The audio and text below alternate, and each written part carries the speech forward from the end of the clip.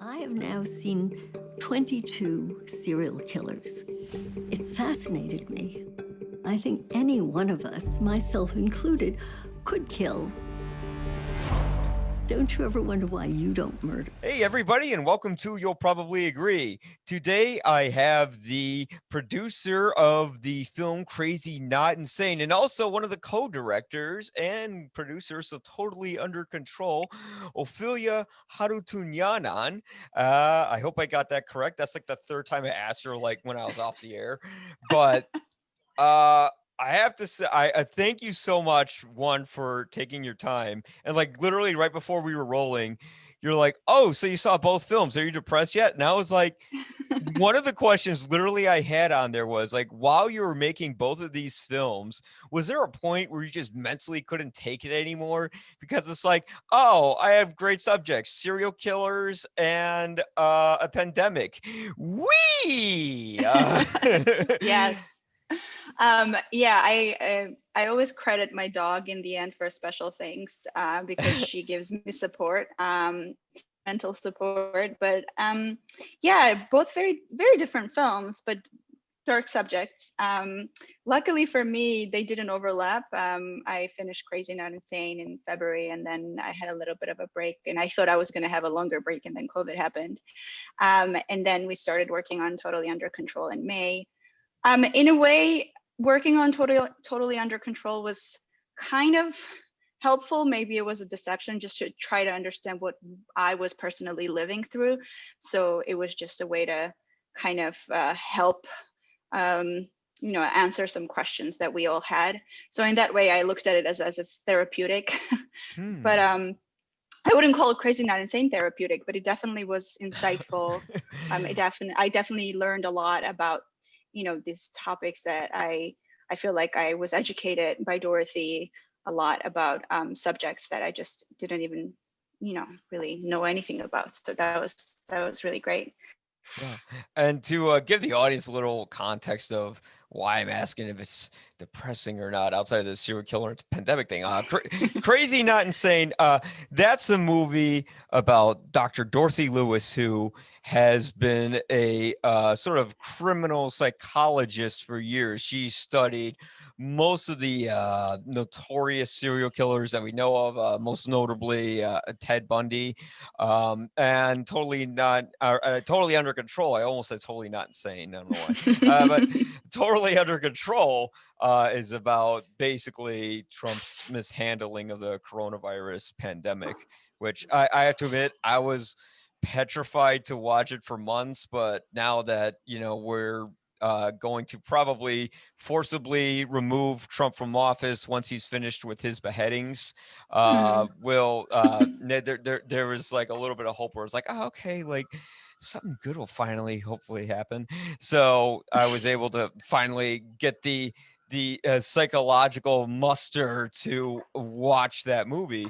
Hmm. But on that, reverting to totally crazy, not insane. I'm starting to stammer a bit, maybe because I was talking about King's Speech yesterday. Um, I loved I gotta be honest, I wrote this in my review for the film.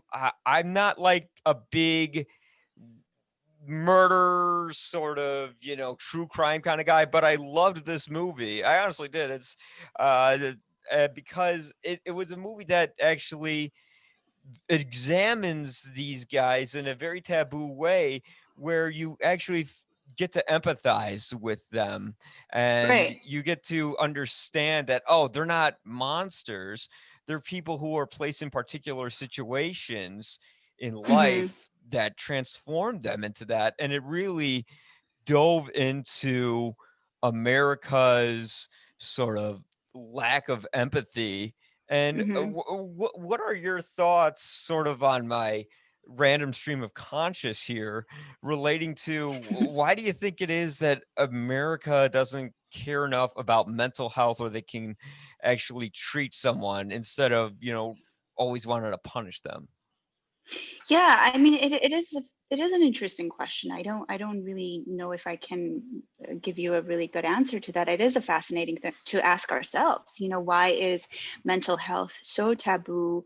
Why is why do we still have the death penalty? But also, why do we still execute mentally ill people? I mean, the bar is so low to prove that the person was sane at the time of committing the crime, and understood, you know, what they were doing. The bar is extremely low, you know, legally.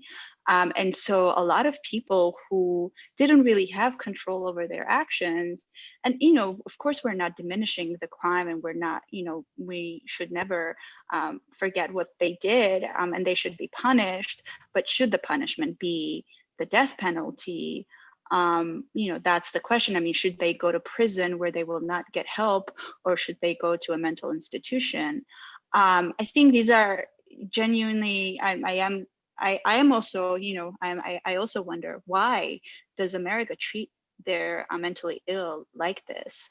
Because for me, what's really upsetting is that once a person commits a crime, and they're sent to prison, in a way, they kind of, I have a feeling that the society and the government, they just give up on them. Whereas we should really work on rehabilitation and bringing people back to society, you know, because these are human beings. And so I think, I really hope that the film can raise these questions and it can start discussions. You know, I can't believe that in 2020 we're still discussing whether it's okay to execute people.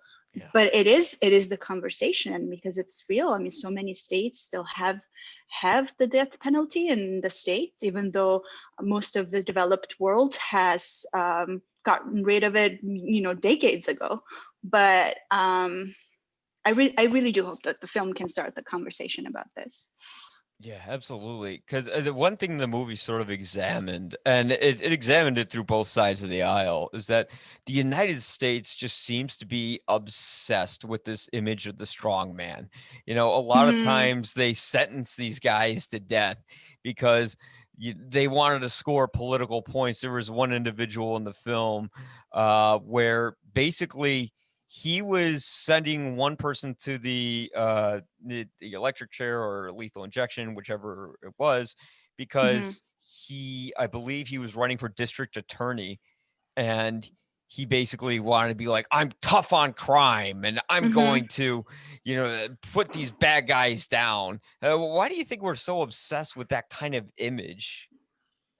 Yeah, I think you know, if you look at the current administration, I think being macho, being tough on crime, that is something that somehow appeals to certain voter groups, and so we think that's the best way to go. Maybe that's the justification. I'm not sure, but it is interesting how you can politicize everything, how you can politicize a person's life and say, you know, I'm going to show that I'm tough on crime because I'm running for office, and that's what people want to vote for. But I mean, in the film, we talk about how, like, Dick Burr, the amazing defense attorney that's in the film, he talks about how in the states where the death penalty exists, the number of you know, deaths, like the crime is higher. So they are related. I mean, because you are in a way putting it in people's minds that it's okay to kill, which is interesting. It's a fascinating psychological thing that you would think that if death penalty exists, people maybe wouldn't kill, but that's just not how it works. At a time of committing a crime, a person is not thinking, maybe I shouldn't kill because the death penalty. It's like, that's just not the rationale behind it. So we need to find the root of, we need to just be better at how to, you know, prevent this behavior without being like, if you commit a crime, you will, you know, be killed by the state. You know, I don't think that's the best way to, you know, deter people from killing. Yeah, and the thing I got from Alex Gibney's film, or Mr. Gibney, Alex, whichever way you said, is that like there's the death penalty just kind of encourages them to kill more Mm-hmm. because there's a finality to it. It's like, well, if I'm going to kill someone, then I'll be killed, shortly after that. And I'll go out in a blaze. People will remember me. I don't know how they do it, but of course it's more like split personality disorder. But it's more of a thing that kind of encourages, I think, the killing rather than stopping it from happening. It's more psychological. It just makes Yeah. it just makes killing normal. Like it Yeah. normalizes killing. It's really disturbing to see the archival of people by the prisons kind of rooting for during the examination, just cheering and waiting Mm. for the signal that the person has been examinated. Um, what word did I just use? Has been executed. But Yeah. It's okay. I know my I didn't want to correct you. I was yeah, but but yeah. during the execution, they're cheering and waiting for the signal that the person has been executed. That kind of creates a society that looks at killing as kind of normal. So then that's when the issue that's where the issue is. Yeah, like the craziest guy in that movie was the guy who actually was doing the executions himself. And he even Hmm. like joked about how like his grandkid would joke with him like, "Oh, granddad's gonna zap someone." I'm just like, Yeah. "Jeez, man." But when I saw these subjects on tape, though, like there were so many of them I felt horrible for, where you never think Hmm. you would. I can't remember. I'm horrible with names, which is a little confession of mine. But there was this one individual where I just wanted to reach across the screen and hug him. And I think it was Yeah. Dorothy's favorite subject in the movie. And it Uh, was, was oh, go it ahead. Johnny Frank Garrett who was a 17-year-old who killed a nun, or was it David Wilson? I think so. Yeah, Who? he Yeah. was, he was like a thinner guy. I Yeah. feel like That a grandfather, like, the guy in the movie, but yeah. right. But Probably yeah, Johnny Garrett. Yeah. I yeah, mean, the thing is, it is a tricky territory, right? We're asking you to empathize with a killer, but without forgetting that they did take away someone else's life. But what we're asking you to do is to understand why that happened. Try to go to the root of the crime, understand why it happened, and maybe as a society, is there anything we can do to prevent that behavior, so that maybe we can live in a society one day that doesn't have serial killers. That would be yeah, nice. absolutely. Was there someone who you particularly empathized with the most in the movie? Well, I mean, I definitely felt really bad for Johnny Frank Garrett. He was 17 at the time of the crime. Yeah. He killed a nun, and he didn't even. I mean, his tapes were very hard to watch, but he had a Yeah. terrible childhood. He clearly had mental issues. I mean, if you look him up, the Amnesty International was really trying hard to spare his life. He was also very unlucky because years later, the Supreme Court decided that it is unconstitutional to execute people who were underage at the time of committing the crime. So Johnny would actually fall under that decision, but he Yeah. was executed years before that decision was made, and so he was such an unfortunate case. And yeah, I mean, and there were other patients of Dorothy's that I watched the tapes that maybe didn't make the film, but Yeah.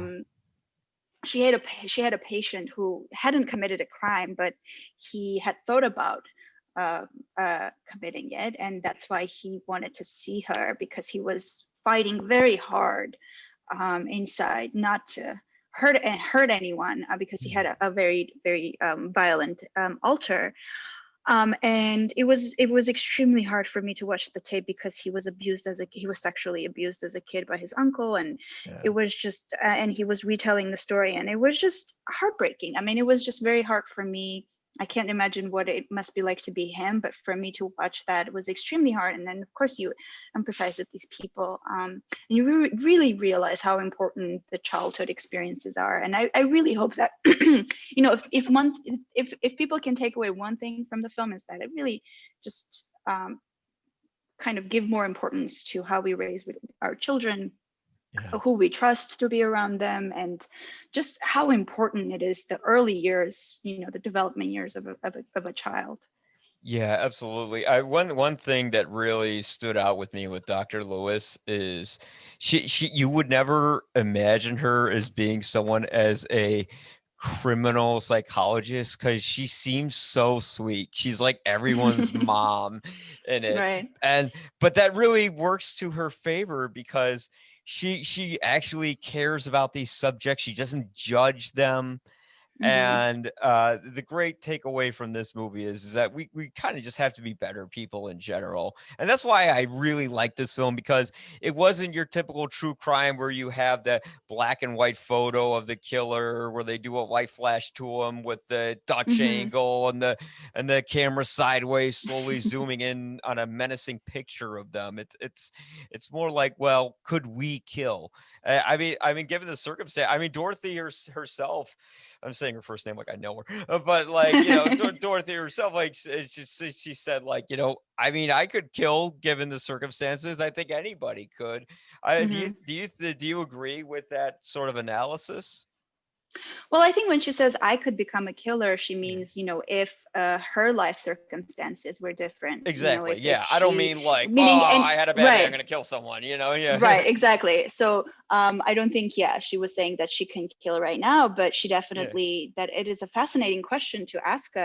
When she was a kid, she wondered, why doesn't she kill? I mean, it's what an insightful child she was. I mean, it's fascinating, the things that she was thinking about. But she was asking the question, when I get so angry, why do I not kill? And she later spent years trying to answer that question. And her conclusion is that because of the circumstances of, like her theory is that early on childhood abuse with some kind of a brain damage with some psychosis can make a very dangerous person. So when you have those three components together, not separately, because not obviously people who have been abused as children, they're not going to go and kill, or people who have just brain damage, but it's the combination of three of them Yeah. that can make a very dangerous person. And so I think that's what she means by that we could be killers too. It's just we were lucky in a way that we Mhm. didn't develop all these three components. Yeah.